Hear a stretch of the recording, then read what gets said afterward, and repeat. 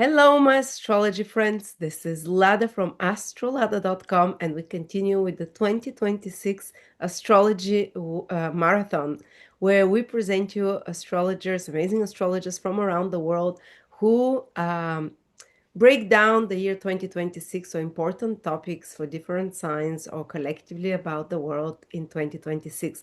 Today, my guest is astrologer Bianca from Greece. Hello, Bianca. Hi, Lada. Hi, everyone. Nice to be here again to talk about the new year. What is your topic today? Well, I'm going to look at the major astrological events and phenomena and draw some conclusions about how the year will play out in general, as I do every year, the Thank you. general And weather you're very in predictions. depth. You give specific countries and areas of the world. So I'm looking forward to your presentation. Also, Bianca is offering 20% off on a personal reading with her if you like her style of presentation. She's incredible astrologer, very technical, very good at noticing things that others can't notice. It's for a week. For horoscope for 2026 or whatever one of her services you prefer.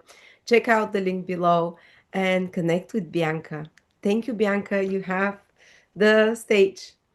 Thank you, Lada, as well. And let's get started because, again, 2026, it's a very big year, as we have seen since 2020 onwards, actually. And it's a direct continuation of 2025. As I mentioned last year, these 2 years cannot be separated because they work together as one continuous cycle. And just like 26 and 27 will also operate hand in hand. And one of the main reasons for this is the close connection, the shift of Saturn, Neptune, and Uranus into their new signs, Aries and Gemini, a process that has already begun last year. So we already got a few signs of what they will bring. But now they have temporarily returned to Pisces to complete their final lessons there before moving permanently Neptune on 26th of January and Saturn on the 14th of February, and they will be there for quite a while. Uranus will also return to Gemini on 26th of April 26th, and therefore it will fully activate the new themes, air, Gemini themes that will be around for the next 7 years. And another element that binds the years together is the continued transit of the nodes through the Pisces Virgo axis until 27 July 26. This is for the true nodes because the mean nodes, they have a slight difference, but they move pretty close. That's going to happen 18th of August. I look at the true node though. And finally, 2026 has a strong link to 2020 as well. And that was a year well recognized as a global turning point. The themes from 2020 resurface and echo throughout 2026, making it or marking it as another critical year of transition. Last year, we spoke extensively about the shift of the slow-moving planets into new signs, and the huge significance of this transition is that we're moving from earth and water elements and energies into fire and air, which is a much more dynamic, direct, initiative-driven energy and frequencies. So But we people with also, fire signs and air signs will do well because they like the move. exactly. Exactly.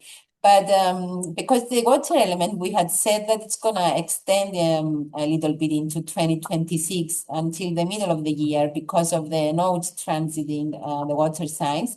But actually, that was, and Jupiter being in a water sign as well, and Uranus returning to Taurus to finish up its transit there.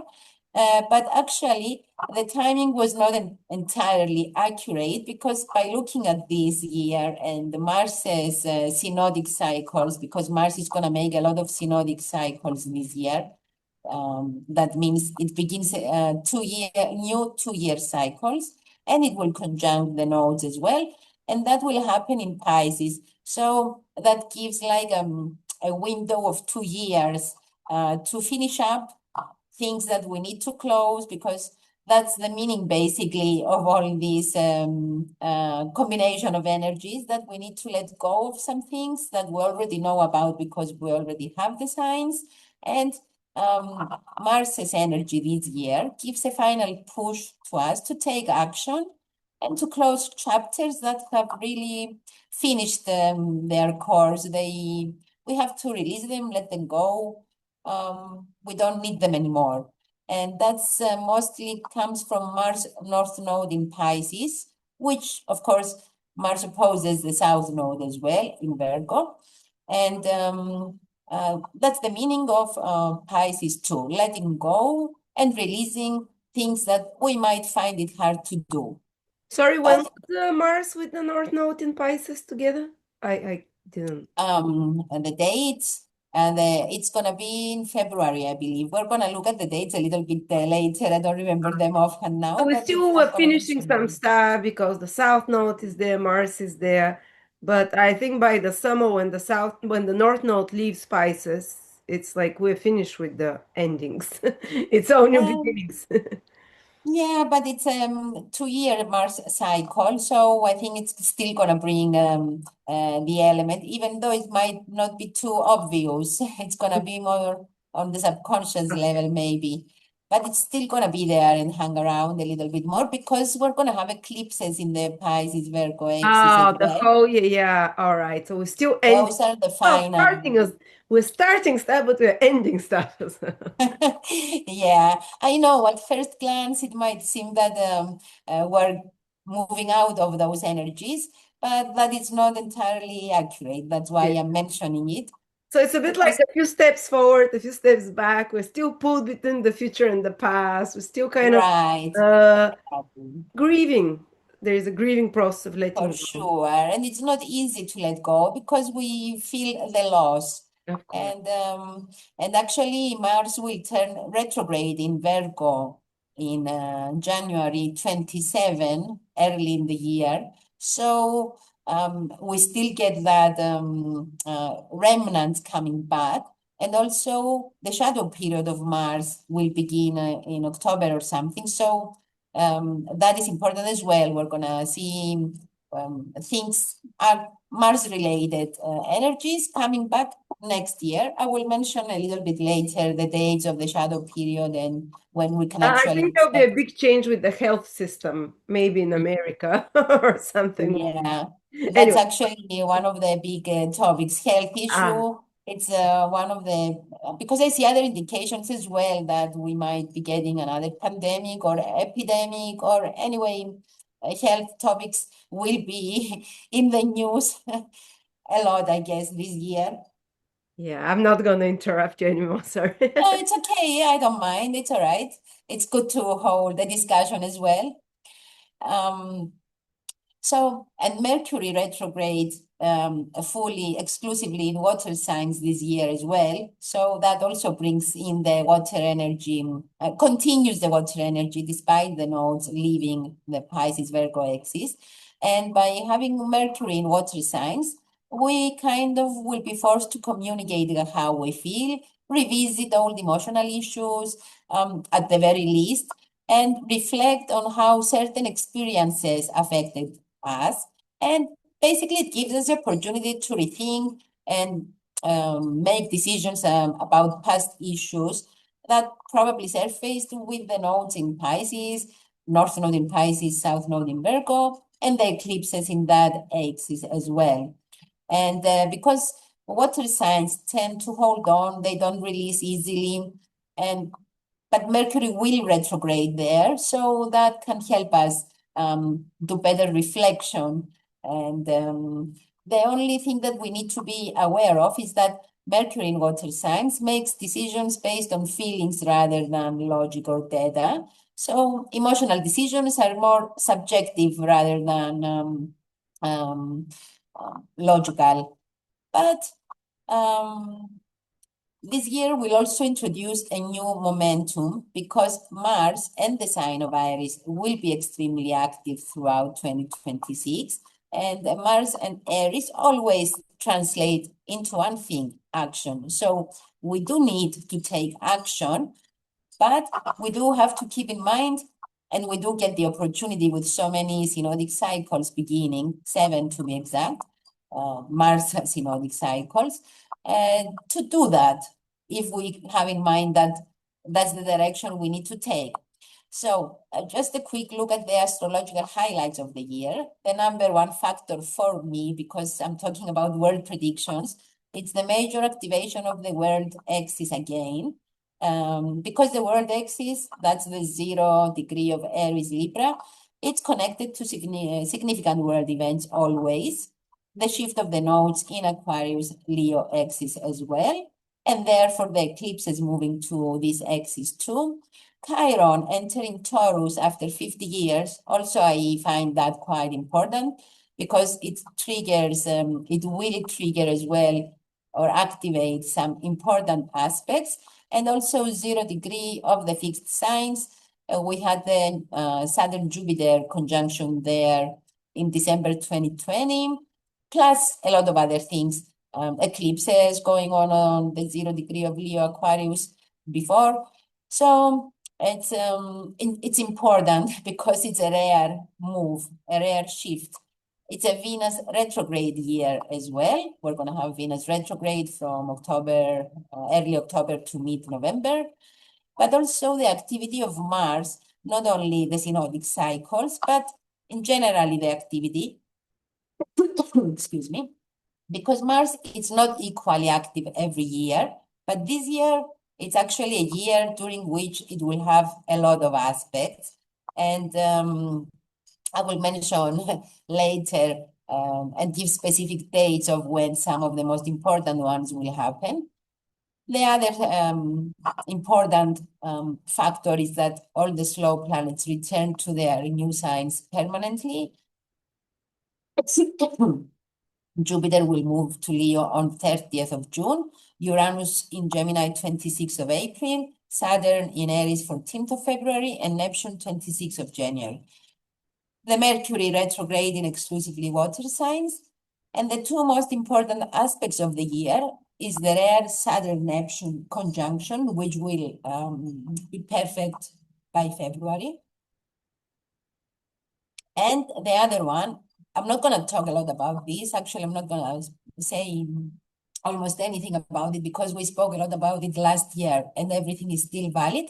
But I will focus on the other rare aspect, which is actually less rare, but quite rare from this specific signs. And that's the Jupiter-Pluto opposition at 4 Leo Aquarius, because, oh, I'm so sorry, I'm a bit sick.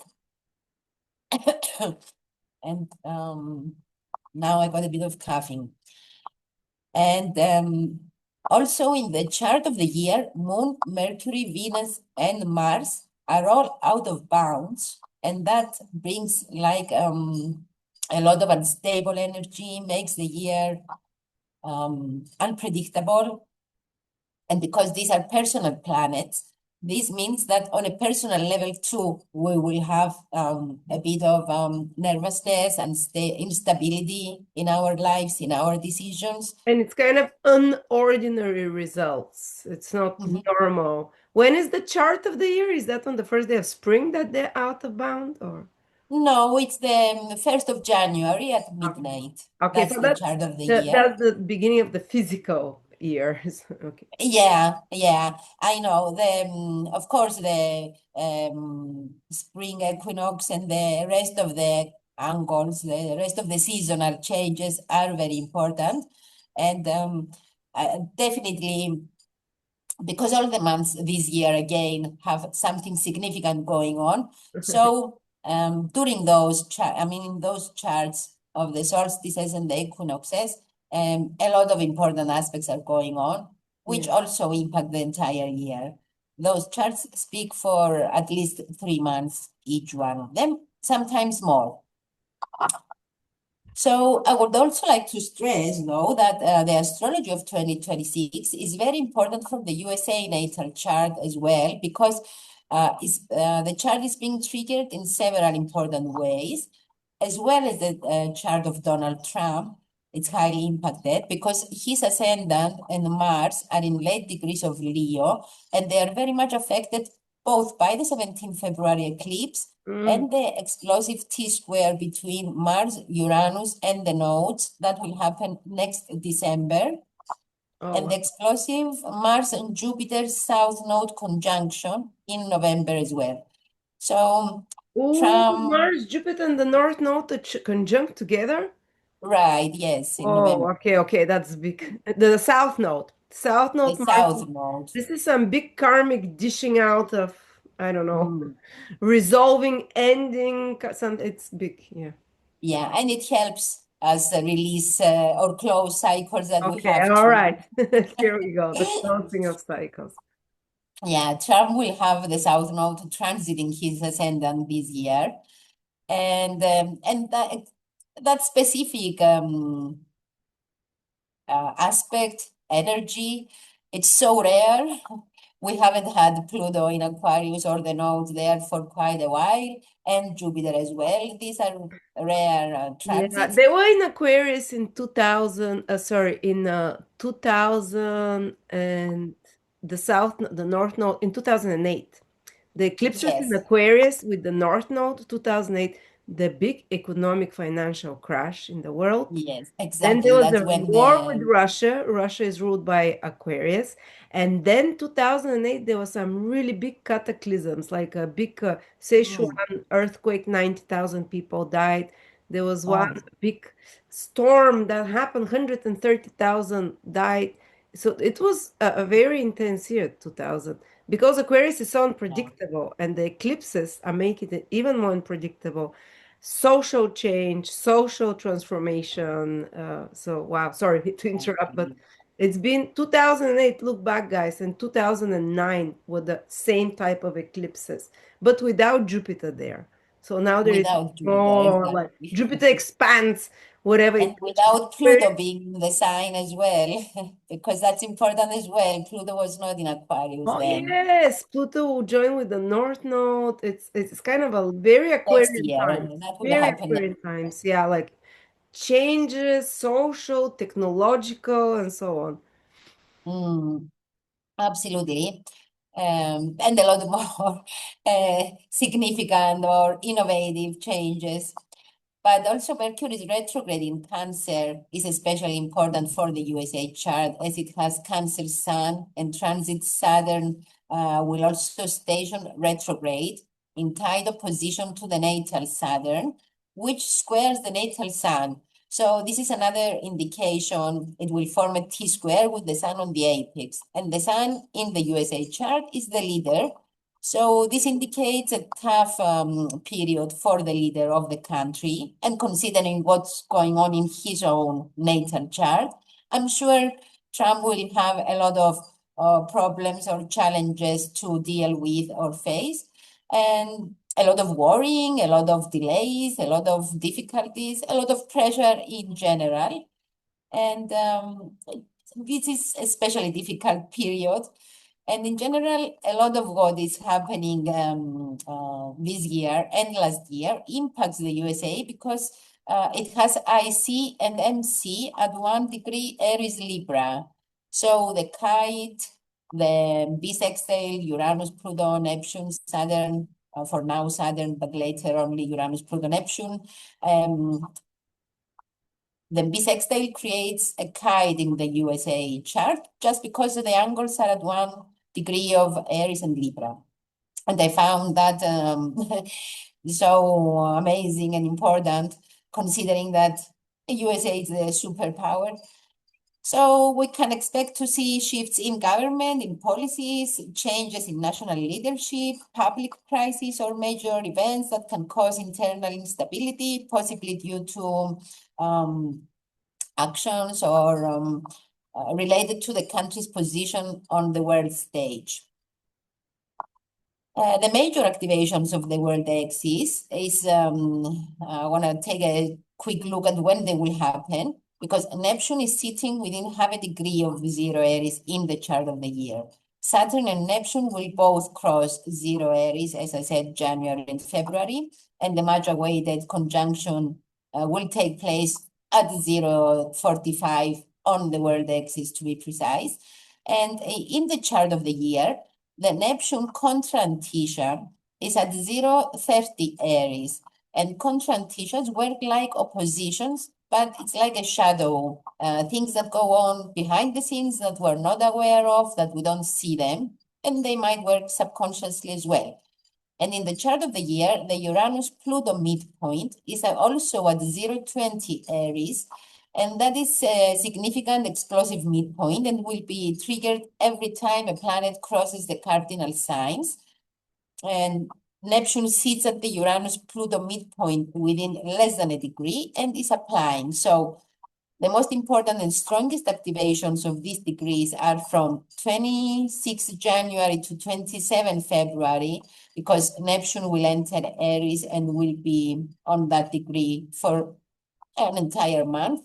From 14 to 23rd of February, due to Saturn entering Aries. From 9 April to 11 April, because Mars will be at 0 Aries, and will be activating the Saturn-Neptune conjunction by conjunction as well. 11 to 13 August, Mars at 0 Cancer, also indicating that, also activating the Saturn-Neptune conjunction and the world axis by square though. But these are important times. August especially, we have the Jupiter-Pluto opposition as well, and Jupiter will conjunct the Sun as well, or Sun will trigger it, because Sun will be transiting Leo during that time too, and that's quite important.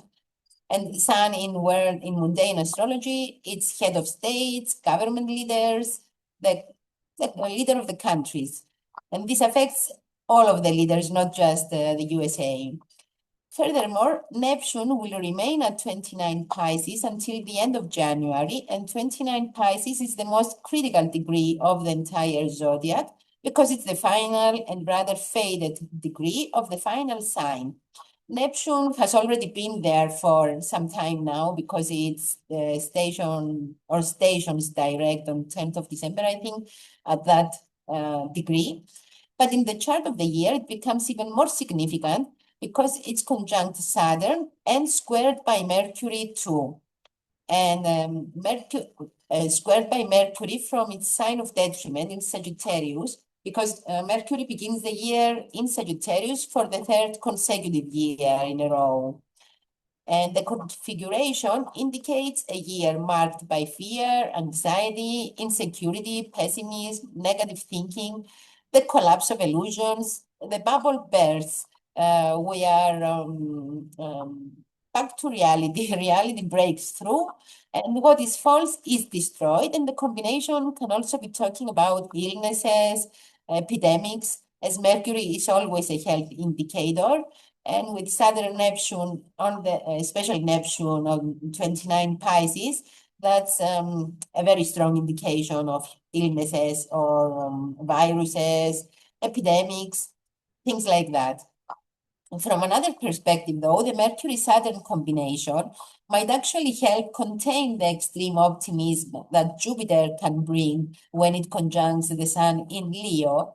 And Sun and Jupiter conjunction in the sign of Leo, it's one of the most fortunate and luckiest expansive aspects in astrology, because it's the sign ruled by the Sun, and it's a rare aspect. It happens every 12, 13 years, but this time it's going to be opposing Pluto as well. Sun Jupiter in Leo amplifies confidence and self-belief, but it can also create overconfidence, unrealistic expectations, and can overestimate, can lead us to overestimate abilities, and therefore lead to poor decisions. Or in this case, for a world astrology, mundane astrology, it can make world leaders very hungry for power.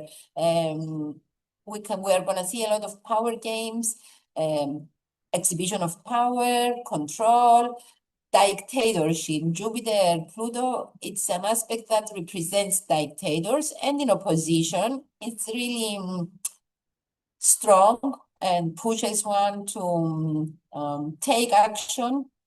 So at least Jupiter and Sun are going to be in a good position in the sign of Leo. So that helps a bit, keeping it a little bit not so much vicious energy. And Mercury and Saturn see the glass half full, while Sun Jupiter see it Mercury and Saturn see the glass half empty, while Sun Jupiter see it as half full. And Jupiter in Leo can really inflate the ego and the confidence beyond what is practical. So Mercury square Saturn Neptune might help a little bit contain that.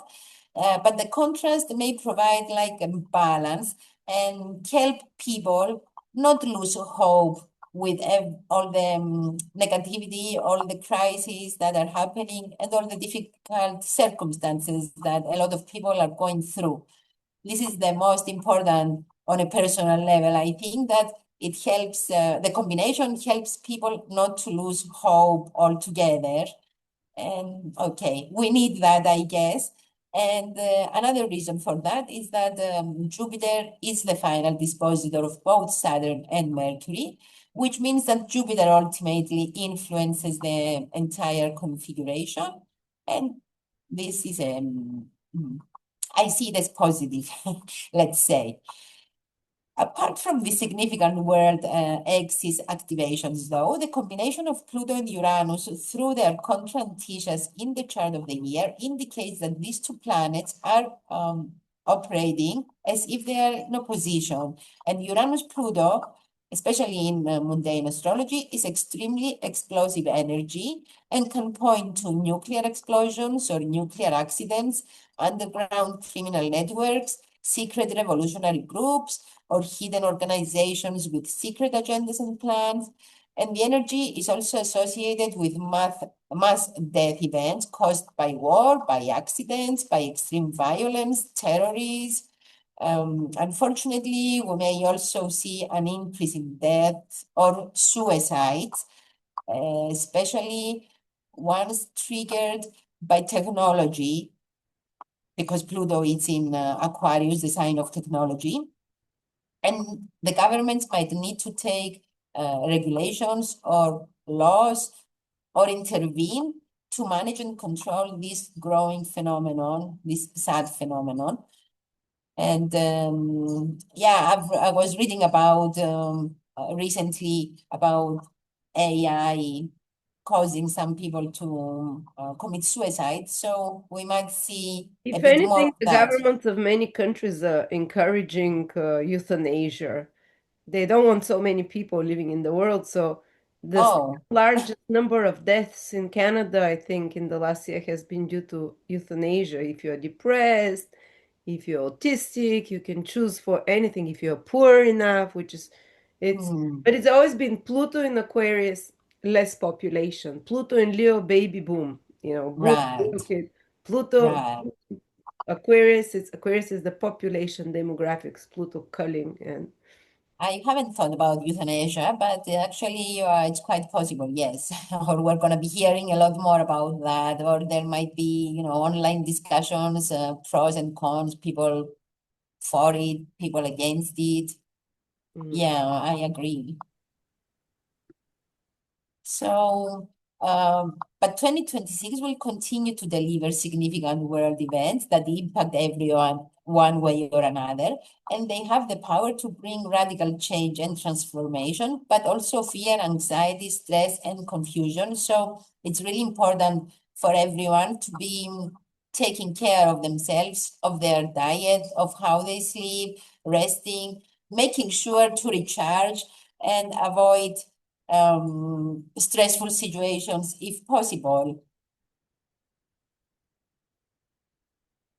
Some strong possibilities of how 2026 might manifest on a global scale can include sudden critical situations, extreme and unexpected violence, sudden military operations, undercover or covert operations, shocking mafia hits or high impact crimes, collapse of powerful dynasties or institutions, nuclear explosions, or accidents, large-scale power blackouts, large-scale internet outages, deadly Is this attacks on because of television. Aquarius energy?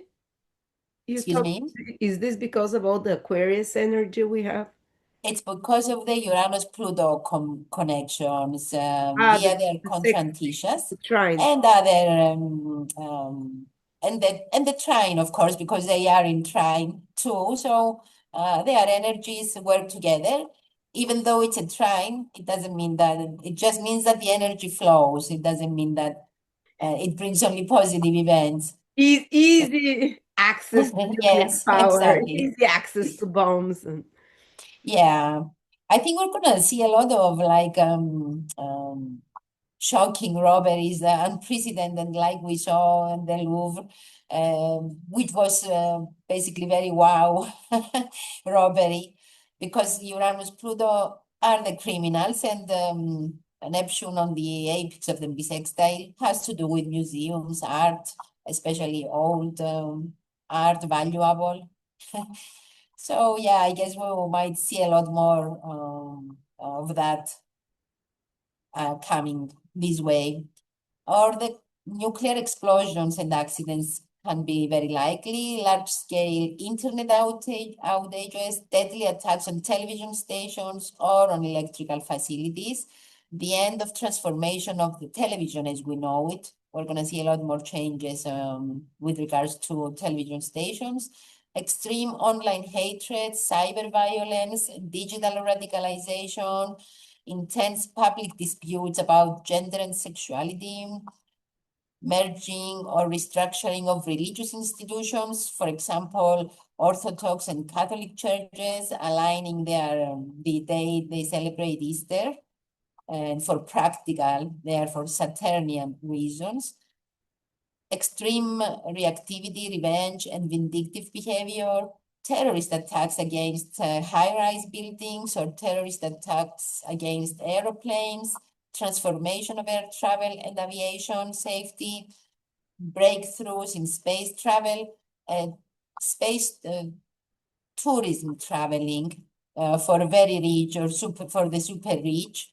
Sun, Jupiter opposition Pluto in Aquarius could be talking about um, holidays in space for the super rich, super fast trains and innovative transport systems, deadly, though, train accidents or explosions or fires from power failures or short circuits or even lightning bolts, the suppression or end of freedom of speech rights. This might be a problem because we might see a lot of pressure to regulate freedom of speech online.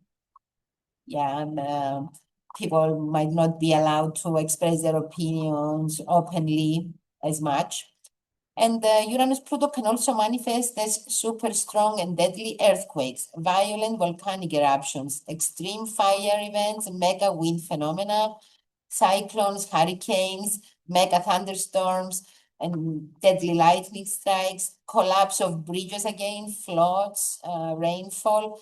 These don't have that much to do with Uranus Pluto, but it could be about super strong earthquakes bringing tsunamis.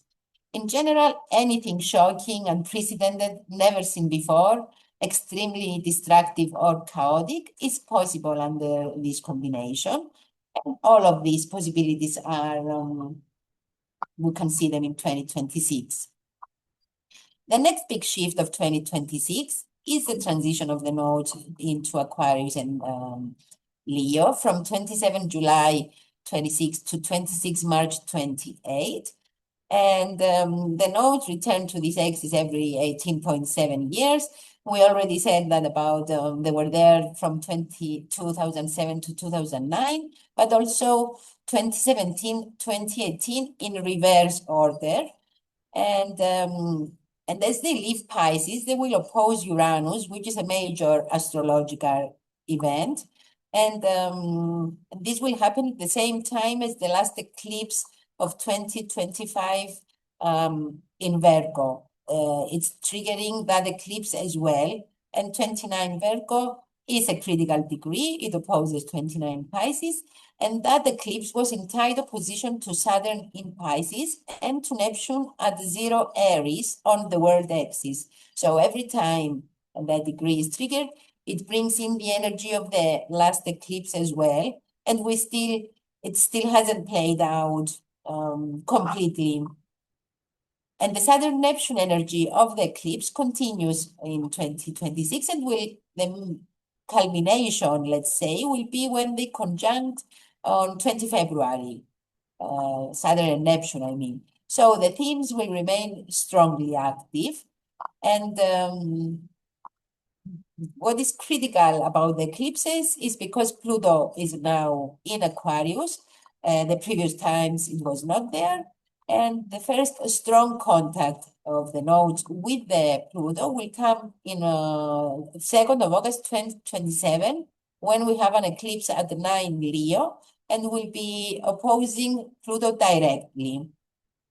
The first eclipse of 2026 is already happening in Aquarius Leo axis and will square the degree of the 28th Scorpio new moon that happened on 20 November recently. We're still in that cycle. So it connects. And that cycle was really important because it was conjunct Mercury Cazimi and Lilith and opposing Uranus in Taurus. So it wasn't just a new moon cycle running 28 days. It links to the Mercury-Sun synodic cycle, which is a 4-month cycle, and it runs from 20 November to 7 March 26. So the Uranus, the opposition or the triggering of the eclipse on 17 February also triggers the Mercury-Sun synodic cycle and can bring revelations, things coming up to the surface, scandals. We might learn some shocking news we don't expect. And we might also experience, we will also experience the last North Node eclipse in Pisces for 18 years and the last South Node eclipse in Virgo, with the nodes still in Virgo before they shift to Leo. There's going to be another eclipse, I think, in Virgo, but the nodes will have already shifted. And the eclipses in the Pisces Virgo axis, it's reality versus illusion, order versus chaos, healing versus sacrifice.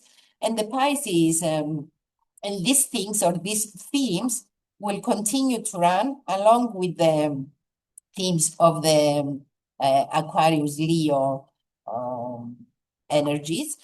First of all, because we're going to have 2 eclipses in the Virgo Pisces axis and 2 in Leo Aquarius. So they will be running simultaneously. And the Virgo Pisces axis, the world impact can bring health crisis, system failures, exposure of hidden problems, and the collapse of illusions on a political, economic, religious level.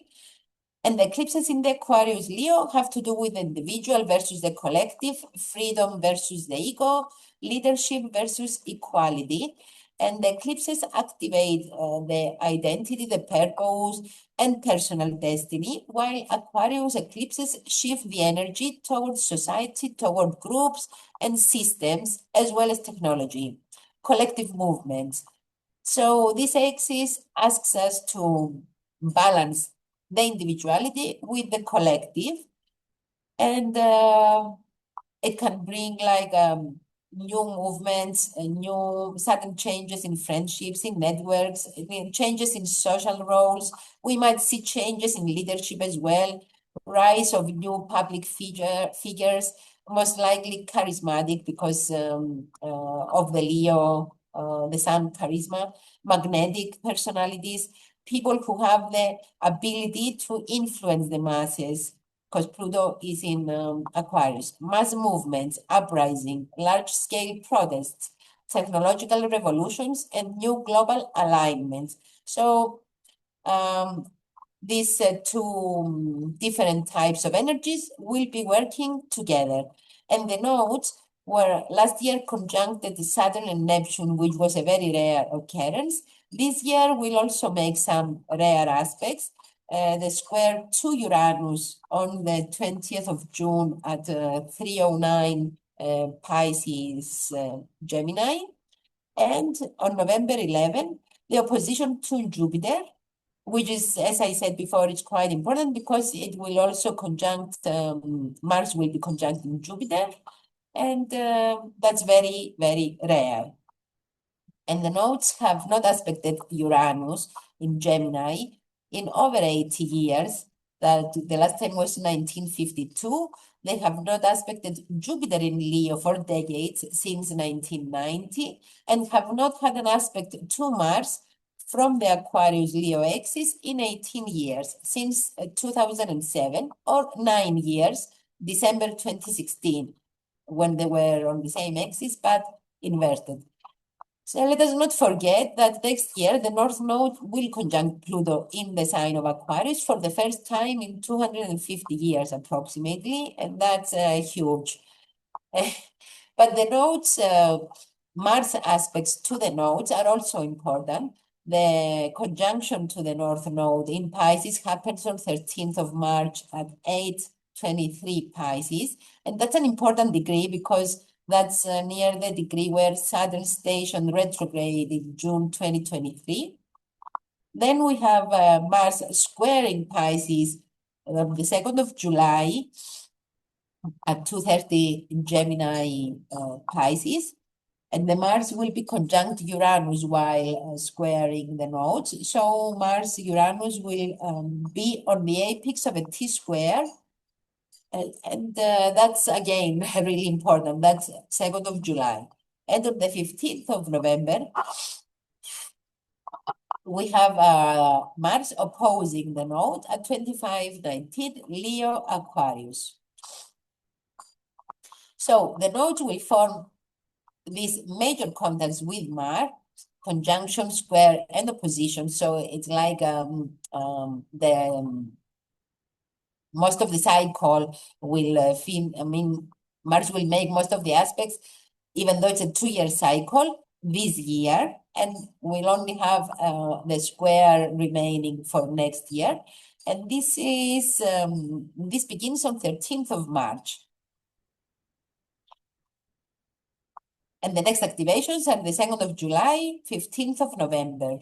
And we have one on the 15th of September, 2027. This, the Mars and Jupiter opposition to the North Node is extremely significant. It's a high-power degree activation of leaders, authority, military power, national decision-making. It can bring excessive, impulsive, or aggressive actions from leaders, heads of state, power figures. It can signal military moves, risky decisions, or overconfident actions taken for personal or national prestige.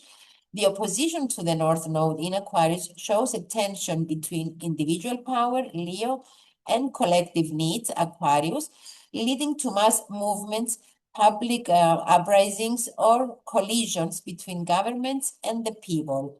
And the configuration can also bring sudden shifts in leadership, political dramas, wars on ego, and highly visible crises involving royalty, celebrities, or national figures.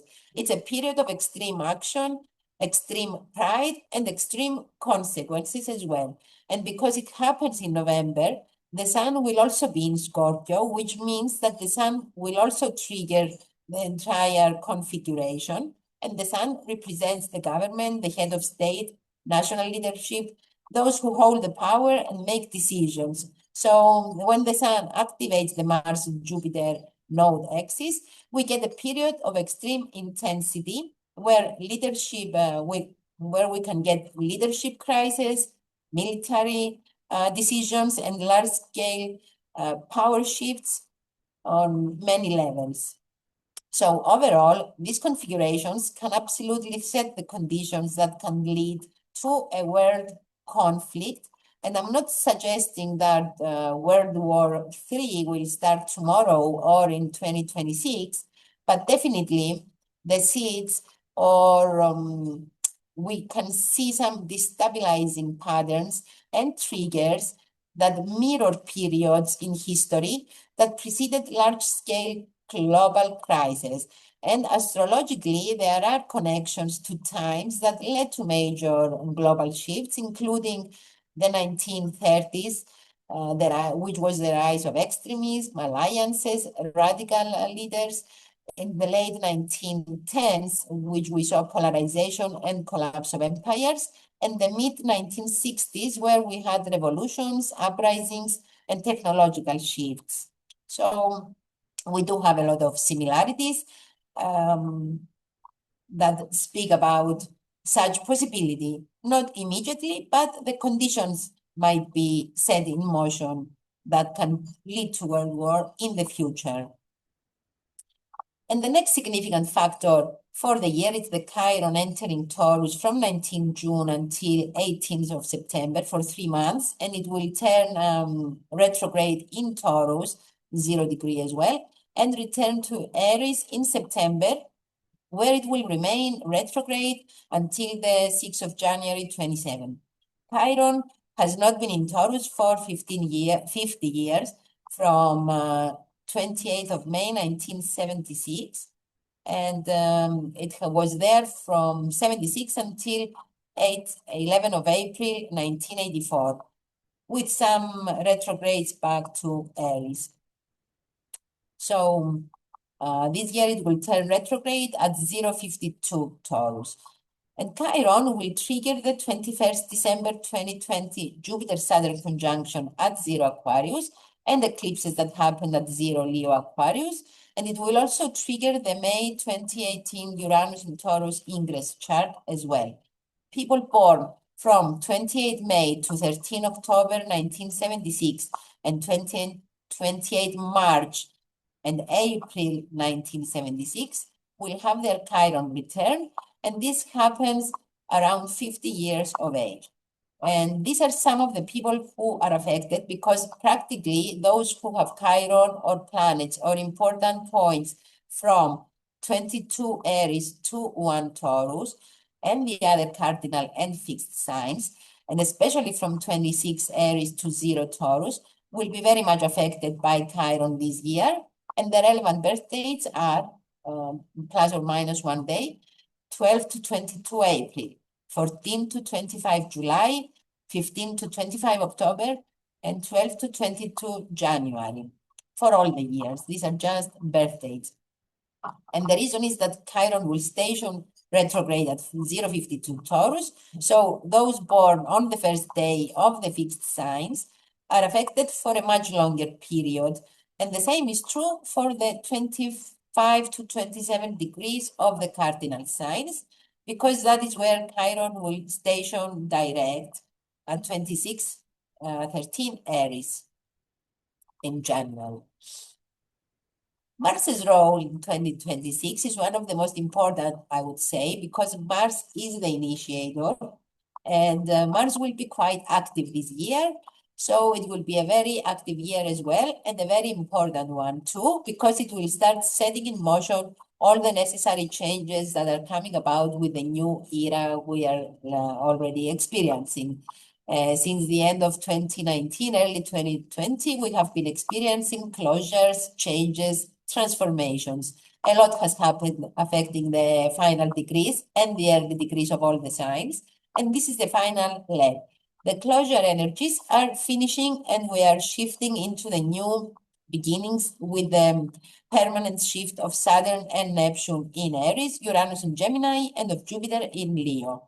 Mars will move from Aquarius to Virgo this year. It will change 8 signs, because it will not turn retrograde this year, but early next year, and will conjunct every planet, the slow planets, I mean,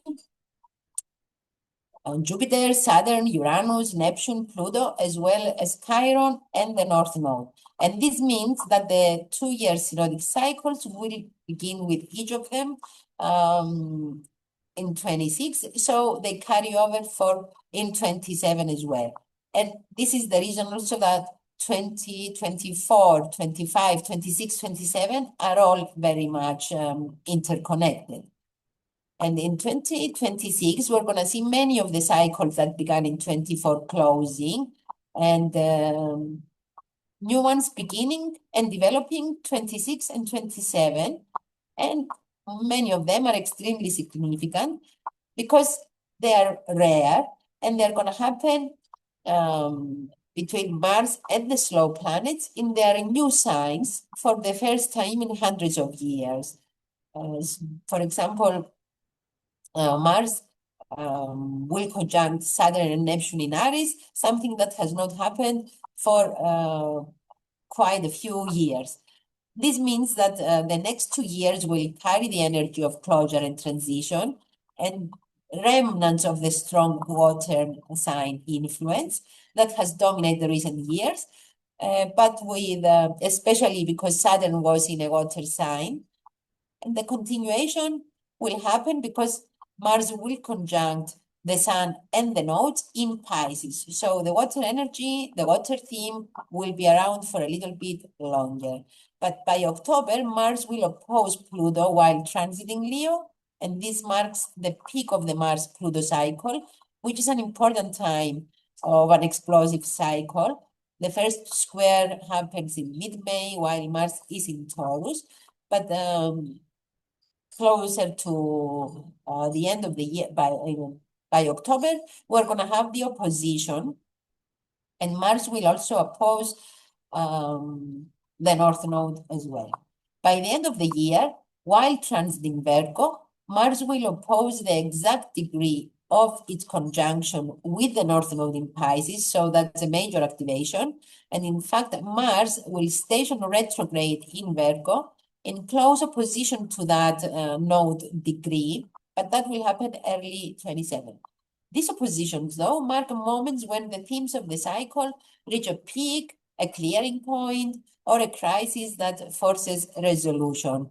And practically, this means that a large number of fated Mars-related events are expected this year, and more so than in recent years.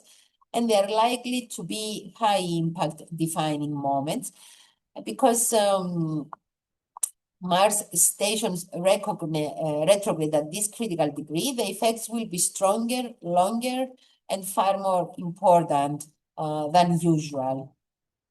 Mars will turn retrograde on the 10th of January at 10 degrees 25 Virgo and will reach 2055 Leo by 1st of April.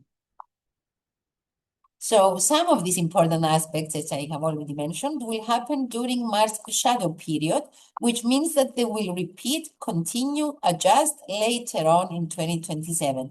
And Mars' shadow period is from the 5th of November 26, and that's related to events that will happen also in April 27 until January 27, successively related to the period but backwards. Mars will be retrograde from 10 of January to 1st of April 27. And then the post-shadow period is from 1st of April 27 until 8 July 27. So this is one of the big reasons that 26 and 27 are very much related, but we will not explore those now. We will look at them in the next year's forecast. So we have 27 of January, Mars-Pluto conjunction. 13th of March, Mars conjunct North Node. 13th of April, Mars conjunction Neptune. 19th of April, Mars conjunction Saturn. 16th of May, Mars conjunction Chiron.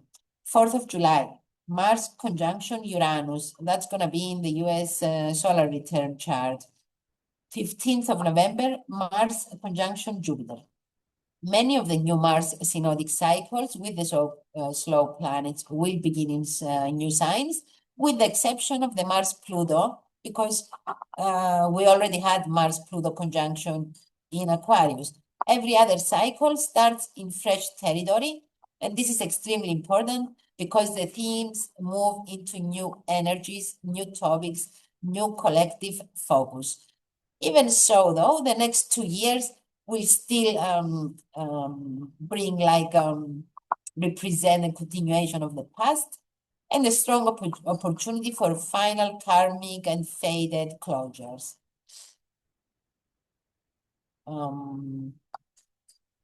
Mars will also conjunct Chiron at 28 Aries, and this is also a degree where Pluto was squaring repeatedly in the past, and where many important events had occurred, like eclipses, lunations, activations. So this means that old traumas can be healed through effort, through transformation, through final endings, and from resolution of situations that have been problematic for a long time. Aries is also the sign of war, so the energy can mark the end of certain wars, especially conflicts that started while Chiron was in late degrees of Aries during the past few years. Furthermore, the Mars-Uranus conjunction in Gemini will tightly trine transiting Pluto in Aquarius, as well as the exact degree of the Mars-Pluto conjunction at 3 Aquarius, which means that Mars will activate the minor trine, the bisextile, and between Uranus, Pluto, Saturn, and Neptune. And this will be one of the most intense energetic activations of the year. And the Mars-Uranus conjunction in Gemini will be especially powerful. That's going to happen in May. Mars already opposed Uranus from Sagittarius recently on the 4th of November 25. And we saw that we know that it's already very explosive energies and brings a lot of accidents, a lot of shocking news, generally unexpected situations. So we did get a taste of that energy, but the conjunction, starts a new 8-year cycle in this sign, so it's much more explosive. We can expect arguments and extreme verbal conflict, harsh words, insults, online fights, instigation of hate speech, rise in racism and social division, attacks against refugees, migrants, homeless people, aggression toward addicted or marginalized populations, sudden bursting of illusions or economic bubbles, rapid fall back into reality, mass deaths or exodus of souls through violence or extreme natural phenomena, mega earthquakes, mega hurricanes, mega winds, mega floods, extreme unprecedented geophysical or climate events, or even fires from short circuits or arson. And the strongest manifestation of this energy will occur in July, when the bisextile becomes exact for the first time. Mars will make several squares as well, which is a push energy, a tense energy that requires us to take a different turn, take a different path. So it's really brings in the stressful element. If we have time, I will mention the dates at the end, because I want to mention the more important stuff before you need to go. We need to end the recording. 3rd of October, the Mars-Pluto position is important. Yeah, I'm not going to mention these dates, the key dates in their synodic cycles, because they happen, we can mention them during the year. Then we have the Venus retrograde period, which connects to previous time Venus retrograded in Scorpio, and that was in October, November 2018. And that brings an end to an 8-year cycle that might have started around that time. And this will be a very difficult Venus retrograde period, because it begins the retrogradation in Scorpio, but stations directly in Libra, which shows that the shift and the final outcome will be significant, but the phase in Scorpio will be the hardest, because Venus is in detriment there, while in Libra is in rulership, and it's a lot stronger. Another reason the retrograde will be tough, it's the chart of the station itself. Mercury is at the apex of a very tight Mars-Pluto opposition, forming a high-tension square, and Venus stations retrograde within 5 degrees of that configuration, and will trigger the T-square soon after the retrograde begins. And Mercury also enters its shadow period on the same day Venus turns retrograde.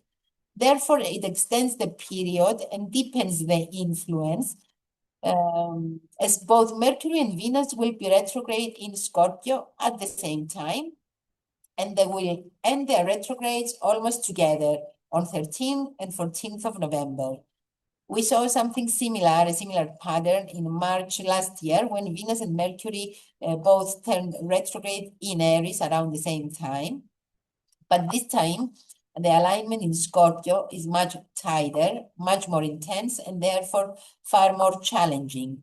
And on a side note, we just had Mercury retrograde and Venus conjunction in Scorpio. So everything that has been happening since 20th of October 25 until November until November 20th will also matter or play a role or somehow be brought back into the picture next November, in November 26th. So there is a connection between what has been happening right now or recently, both on a world level and on a personal level, with next November 26th, where we might see some adjustments, some topics coming up, some news, some decisions having to be retaken. Anyway, a lot more is going on in the retrograde chart that indicate that it will be a difficult 6-week period for Venus when Venus is retrograde. Venus shadow period begins on 30th of August until the 3rd of October. Then Venus is retrograde from the 3rd of October until 14th of November. And the post-shadow period runs from 14th of November to 16 December. And Venus is about money, relationships, investments, intimate relationships, intimate connections, alliances, deep collaborations, values, self-worth. So all of these topics will backtrack from October to November. And we need to pay attention from the end of August until mid-December for the entire energies to play out. And Mercury's shadow period, which is connected to Venus retrograde period, runs also from 4 October at 5 Scorpio. 24 of October, Mercury will turn retrograde at 20 Scorpio. 13th of November, the retrograde will end at 5 Scorpio. And the post-shadow will end on the 30th of November. And Mercury retrograde in Scorpio, it's about revisiting events or situations that occurred from 11 to 21 October 25 and will occur from 4 to 24 October 26. And because it will retrograde fully in water signs, last year it will retrograde in water sign, but it went back to in fire signs. This year, though, it will stay completely in water signs. And this means that it's quite subjective, quite emotional, quite intuitive, quite sensitive, and it remembers the past more, especially when it's retrograde. So it might not remember exactly what happened, but it remembers very well how it felt. And the most difficult will be the retrograde in Pisces, because in Pisces, Mercury is in its worst position in the zodiac. It's both in fall and detriment, but most importantly, because it will go over the degrees of all the activity that has been going on in the Pisces Virgo axis and everything that will happen until that time. And also connects back to March 25th, 25, because it started its retrograde in Aries, but returned to Pisces as well. And we have the huge alignment of planets, Venus, Mercury, Saturn, Neptune, the nodes at the very end of Pisces, with Mercury retrograde and Venus retrograde there as well. So there is a connection between something that started around 26th of February 25 until the 10th of March 25. Something will need to be rethought, adjusted, or it might be going backwards, or something will end. And the retrograde will also happen during the first eclipse season of the year. And that's also important. The eclipses, actually, the retrogrades will be from 26 February until 20 March in Pisces, 29 June to 23rd of July in Cancer, and 24 of October until 13th of November in Scorpio. The eclipses will happen on the 17th of February. It's an annular solar eclipse, 2856 Aquarius. On the 3rd of March, total lunar eclipse at 12 Virgo. 12th of August, total solar eclipse at 20 Leo, which is the degree where Mars will station direct in 20 degrees of Leo. And 28 August, 4 of Pisces, total lunar eclipse. It's also quite important. All of them are quite important, actually. The most important aspects of the year are the Saturn-Neptune conjunction, but I'm not going to speak about it, and the Jupiter-Pluto opposition, which it's the middle of the cycle that began in 2020, and we had 3 hits. The first hit was on the 5th of April 2020 at 24:53 Capricorn. The second hit was 30th of June 20 at 24:06 Capricorn. And the last one, 12th of November 20 at 22:51 Capricorn. And on 14 November, Venus will station direct at exactly 22:51 Libra, and it will trigger the Jupiter-Pluto cycle. And because it's also a financial or economic cycle, Jupiter-Pluto have to do with money, wealth, it's the millionaire's combo, and Venus has to do with money, and will be in the sign of Scorpio as well, which is a sign talking about investments, large capital. This it's a strong indication of financial developments in November of 26. The square between Jupiter and Pluto had When it happened. started, the Jupiter-Pluto conjunction in 2020 was the big wealth redistribution. They took it from the middle class, I think a few trillions, 3 or 4 trillions, and they redistributed it up into the richer, the big corporations, governments. So that kind of was like a big, massive transfer of wealth. And now is the opposition. I hope the opposition, there is some kind of people realizing that, seeing it, and consequences, hopefully, or there will be this push and pull between 2 factions. Leo is the old elites because the South Node is also there, the wealth, the kind of like the aristocracy, and Right. Pluto in Aquarius is like the tech bros and the big tech companies, but also the normal people is Aquarius, so there can be this push and pull and maybe accusations, and who takes the power and the wealth now, and does it go to the Aquarius, like the digital big companies, or does it stay like kind of like trying to split the whatever they Yeah, and even recently I was reading last week that this Russian couple of crypto owners who were Mhm. millionaires, I think they had like a huge amount of millions, like more 400 something, 430 million, and they got murdered. So because they refused to give their code, the passwords. So this might also be something that we might see, crime to steal cryptos or online wealth from Yeah. people.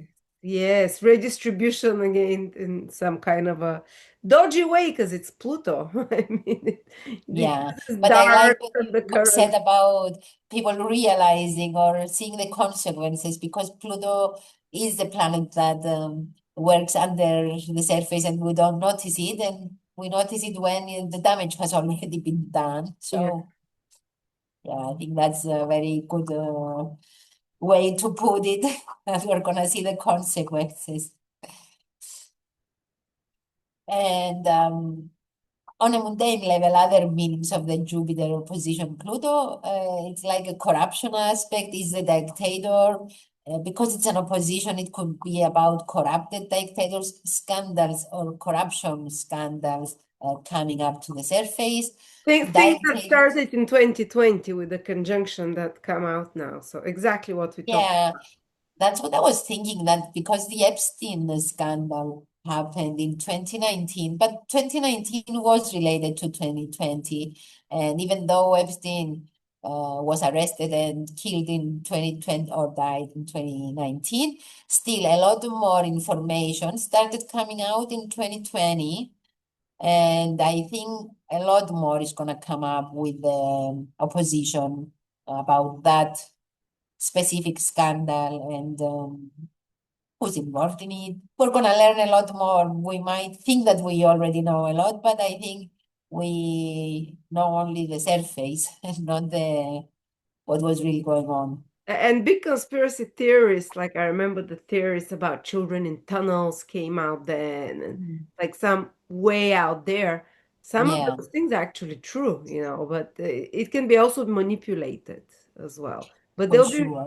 dark truths will be revealed. Pluto, Jupiter, Jupiter's truth, Pluto dark. So it can, a lot of people had a nervous breakdown when they started finding out about human trafficking in 2020, children, And and yeah. satanic rituals that came out with the Pluto Jupiter conjunction. Now maybe it's been realized, but more will come out with the opposition. Mhm. And in general, exploitation of children or in churches, really in whatever kind of religion that it's organized or in a system, or um, in secret societies like the Masonry or the Bilderberg Club, those secret associations or not undercover, covered, or not so known, let's say. Maybe books or other information will come out exposing them. It's a lot of whistleblowing energy, this Jupiter, Pluto, especially because Mars and the Sun will be there too. Exactly, yeah. So yeah. And the end of monarchies, dynasties, royalties, or the end of big transformation of royalty as well. The death of a king cannot be ruled out too. South Note in Leo, absolutely. And Yeah, and that kind too, of and like Pluto is in unelected opposition, official. no? Leo for me is unelected, is royalties, or UN is ruled by unelected officials. The South Node there will undermine that, or because the North Node in Aquarius gives more power to the people and takes it Right. away by unelected royalty type of. Yeah. Yes. And mafia or terrorist or criminal assassinations, we might see a lot of that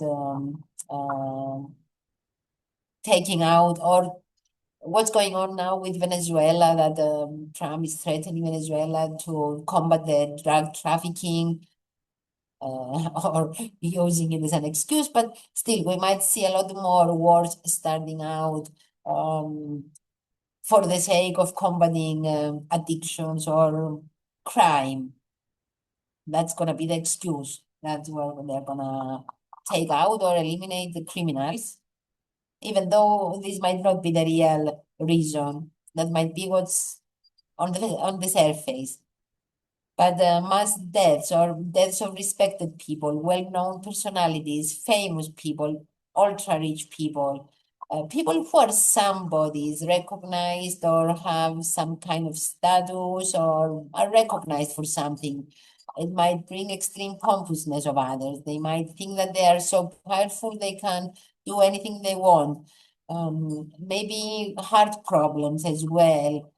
We can see maybe enlarged heart syndrome or something like that because of Jupiter in Leo, which is related to the heart as an organ. Past crimes being exposed and paid for in a court of law, like unprecedented cases, or the opposition between Jupiter and Pluto brings matters to a head. So those who have not been ethical or loyal or legal or will face the consequences now and pay them bill. Lots of corruption scandals being revealed, but also a lot of maybe reimbursements or court rulings with amounts that we have never seen before that can cause shock. Who is impacted most? People born from October, November 1937, August 1938, February 1939, June 1939 will have natal Pluto at or near the 0 degree of Leo, especially people who were born 22 to 27 July 1939 and have Sun Pluto conjunction in their natal chart need to be extremely careful this year. And people born in October 56, January 57, and August 58, June 58, also need to be a bit careful because they will have Uranus square in their natal Pluto. But okay, let me share the chart of the year so we can take a quick look at it.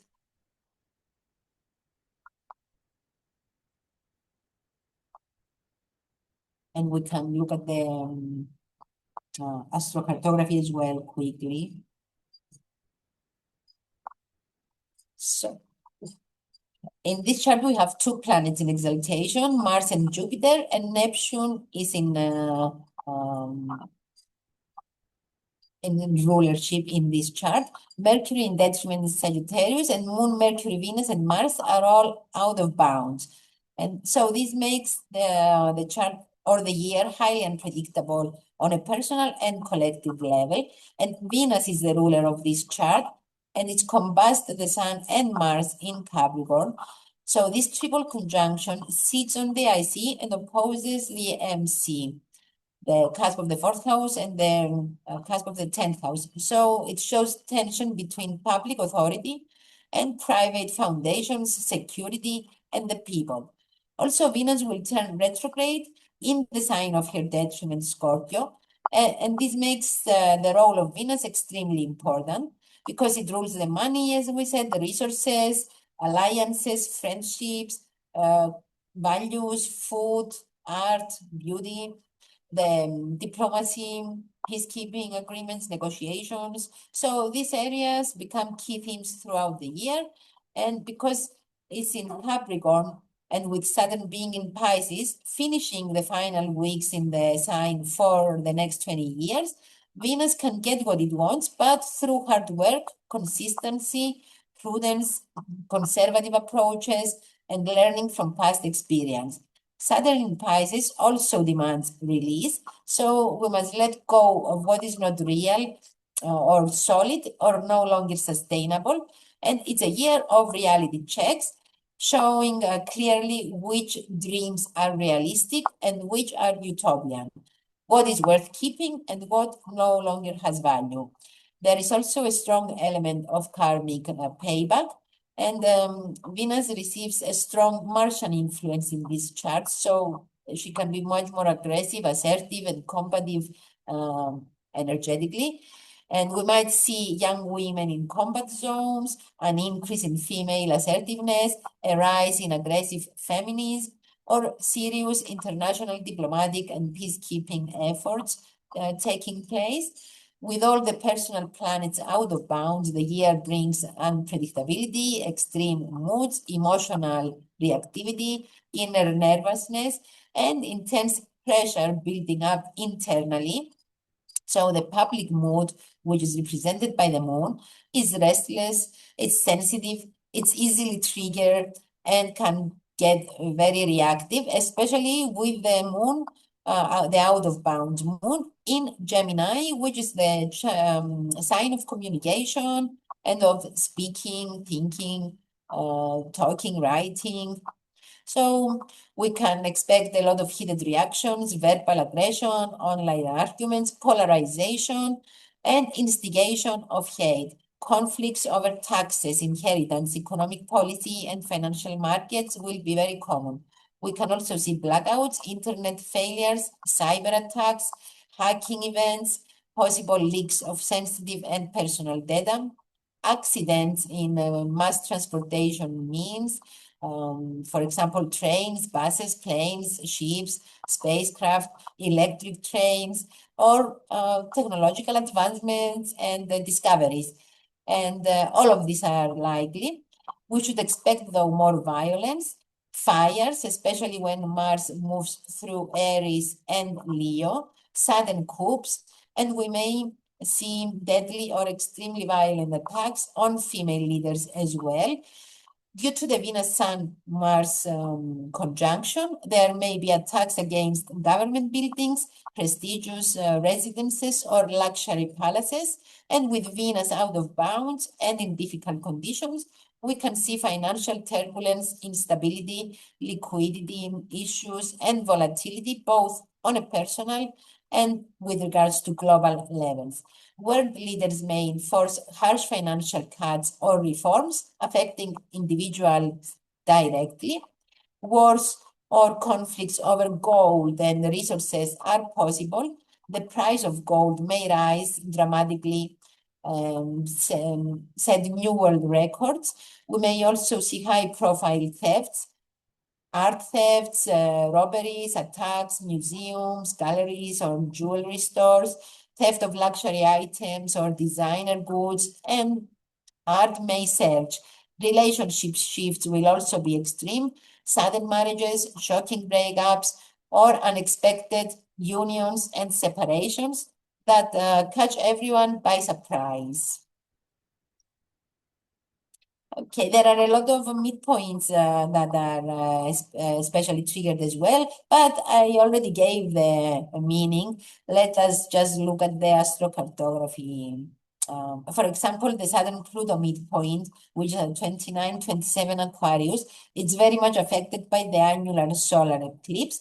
And this is because we had Saturn-Pluto conjunction in 2020, and it's we kind of linked it to the COVID breakout. It's another indication that some kind of health issues can, or pandemic affecting the world are kind of likely. Also, sudden collapse of government structures and policies, sudden revolt or reactions, collapse of powerful corporations, sudden chaos and destruction. I will look at the astrocartography.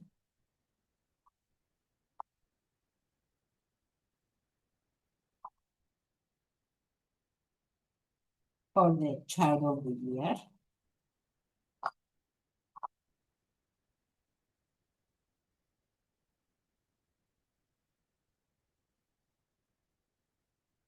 The lines go through China, Nepal, Vietnam, Niger, Nigeria, Algeria, France, West Europe, Cote d'Ivoire, Mauritania, Iran, Kazakhstan border, India, Pakistan, Afghanistan border. And it goes through Athens in Greece, and the Libya, Egypt border, Serbia, Bulgaria, Morocco, Spain, the area near Nicaragua, Mexico, Guatemala, near the border with the USA, also Colombia, Ecuador, Upper East Russia, Kamchatka, Alaska, between Upper East Russia and Alaska border, New Zealand, Los Angeles, San Francisco, California in general, but Los Angeles, San Francisco are quite, are more affected, Vancouver, Venezuela, Chile, Argentina. So this can mean that there will be an attack on Venezuela. Washington, D.C., Greenland, India, Malaysia, Indonesia, Sri Lanka. And then we look at the shift of the North Node in Pisces, in Aquarius, Leo.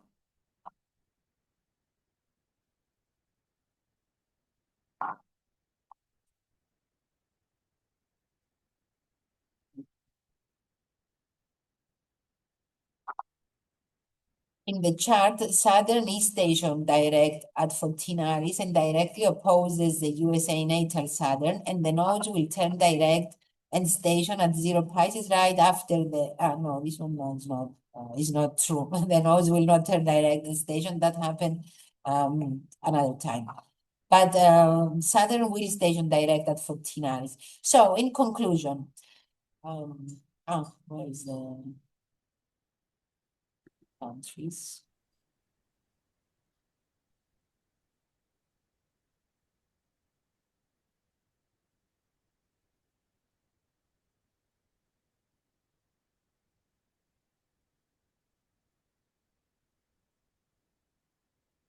So it's Scandinavian countries, Denmark, Czech Republic, Hungary, Austria, Italy, Libya, Chad, Congo, Kenya, Sudan, Saudi Arabia, Iran, Sri Lanka, India, Malaysia, Indonesia, Philippines, Hong Kong, Taiwan, South Korea, North Korea, Mexico, Greenland, Cote d'Ivoire, Portugal are affected by the ingress of the nodes in Aquarius, North Node in Aquarius. That's from the end of July. That's from the end of July, yes. Yeah. And for 18 months. Yes. Then the lines will progress, but the lines in the English chart are always important. So every time these countries might be affected throughout the 18-month cycle of the nodes. With Aquarius topics like social change, rebellion, revolutions, scientific advancements. Right. Like, Everything we spoke about already. yeah. So in conclusion, 2026 ends with a loud explosion due to the explosive planetary configurations starting on 7th December, but running for a while. Mars-Uranus energy is the most important as it drives into separate but interconnected configurations.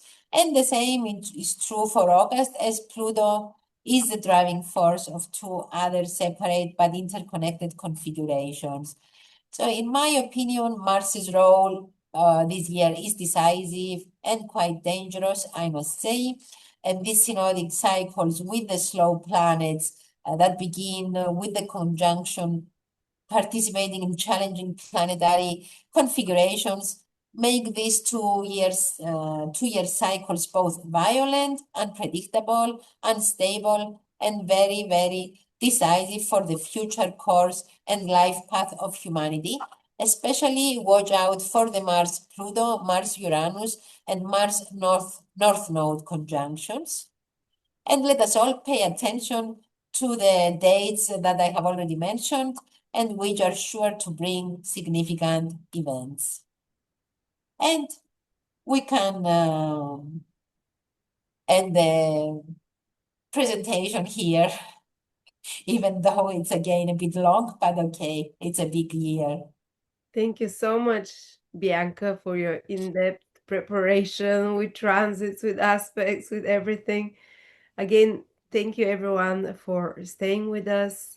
Yeah, exciting year. I mean, this is Yeah. collective predictions on a personal level. It's always depending on the level of consciousness of the person, but collectively, the level becomes much lower because it needs to be equalized and with the high and the lowest.